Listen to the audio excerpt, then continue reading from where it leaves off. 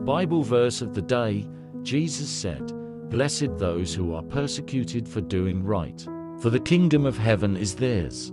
Gospel of Matthew 5 verse 10. Let's meditate more on Jesus' sermon. Our verse of the day today is Matthew 5 verse 10. To help you meditate on this verse and discover its meaning, we've made this short video to help you understand its context. Take a look.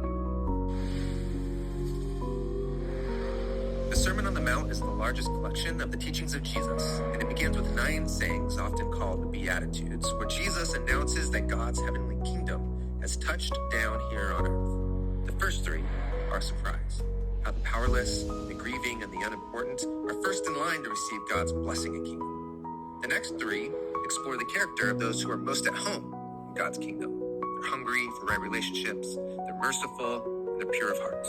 The last 3 announcements are about the difficult path ahead for those who choose to follow Jesus and enter into God's kingdom. And here they are. How good is life for the peacemakers, because they will be called children of God. When God's kingdom arrives in full one day, it will bring peace between all people. And so anyone entering God's kingdom now is called to work as a peacemaker.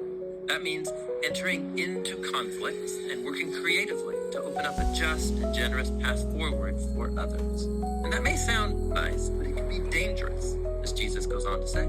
How good is life for those who have been persecuted on account of doing what is right, because theirs is the kingdom of the skies. Very often, wading into conflicts and pursuing peace and reconciliation will mean pushing against the status quo.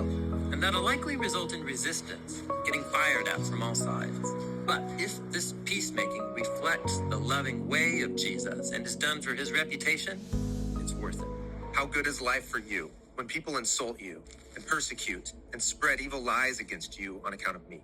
Celebrate and shout for joy, because your reward is great in the skies, for this is how they persecuted the prophets before you. Be prepared to be misunderstood, Jesus says. You could be made fun of, treated unfairly, or labeled. And Jesus says that's not only worth it, it's actually a cause for celebration. Right. Jesus says, look to Israel's past prophets as an example. When you are misunderstood for peacemaking, you stand in a long line of God's people who spoke up for righteousness, justice, and mercy. It is both the cost and the reward for bearing witness to God's kingdom. Let's pray this prayer.